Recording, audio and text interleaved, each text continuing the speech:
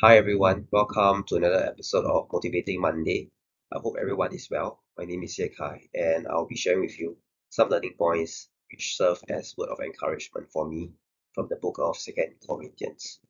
Before I begin, I'd like to share some reflection that I had during one of the Bible class which I attended recently, and how the verses from 2nd Corinthians is able to motivate and encourage me in my spiritual walk. So during one of the Bible class, our teacher actually gave us a discussion question. And the question is, what are some ways for individual Christian to grow in maturity, and what may have hindered their growth? Two main things come into our discussion. That for us to grow, firstly is actually to have knowledge, and that's by reading the Bible. And secondly is actually for us to live a life according to God.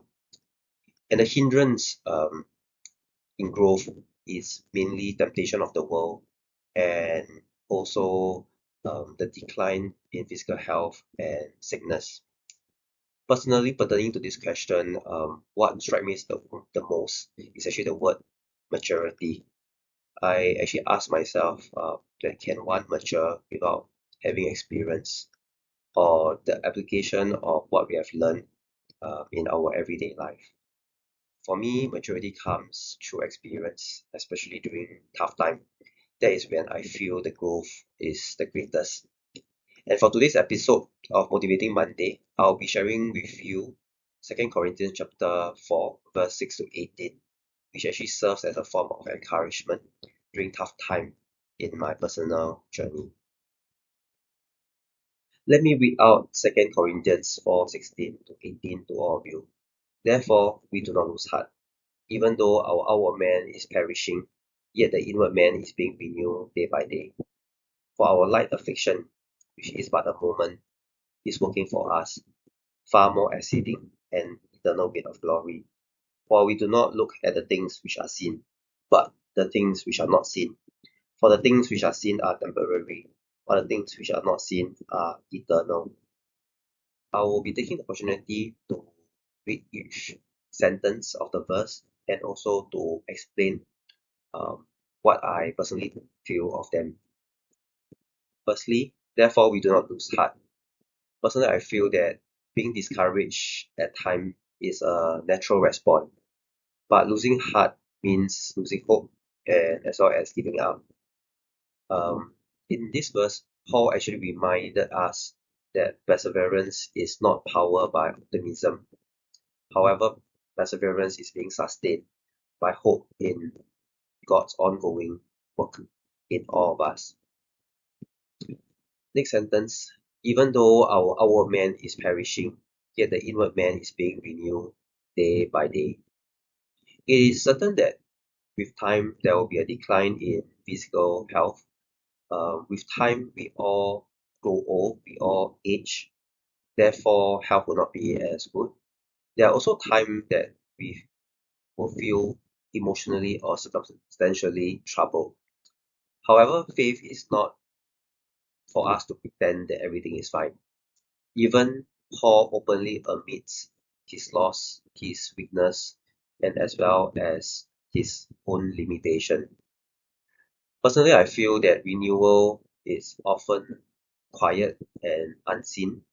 While circumstances may and may not change, God is always strengthening our inner life, our faith in Him, our dependence onto Him, for us in terms of humility, and also for us to have compassion for the people that surround us. Personally, I feel that this is actually what we have in terms of the opportunity to grow and to focus on God for strength and comfort. Next, for our light affliction, which is but a moment, is working for us far more exceeding and eternal glory of God. Um, Personally, I feel this is quite interesting because Paul mentioned about light affliction, and I don't think for what he has gone through, it's a light affliction. But Paul doesn't minimize suffering. Actually, he reframes it. When view physical suffering through eternity, Even the pain does not have the final word. Our present trials are temporary and is not the ending. Suffering is not wasted. God uses affliction, suffering to prepare us by deepening our capacity for glory, for joy, and as well as intimacy, being close and finding comfort in Him. And there's a future reward that far outweighs today's cost. While we do not look at the things which are seen, but the things which are not seen. Focus is a spiritual discipline.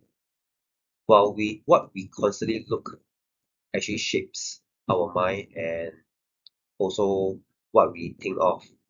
Paul actually invited us to shift attention from physical trouble to invisible truth, which is God's faithfulness, promises, and His presence in all of us.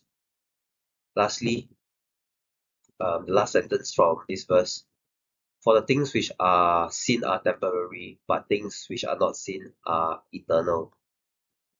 Everything visible, especially for what we have in today's world, our success, our achievement, there are also losses and pain. All this will pass.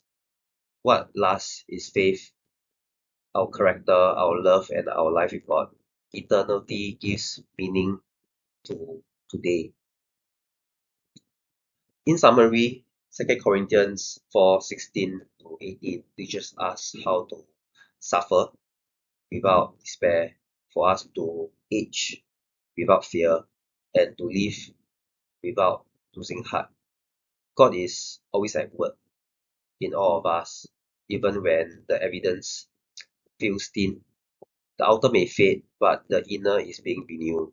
The pain may be real, but the promise of living eternity with God is far more greater. I've come to the end of Motivating Monday. I hope there are some applications for all of us in our walk with God. Thank you and goodbye. Holy and holy.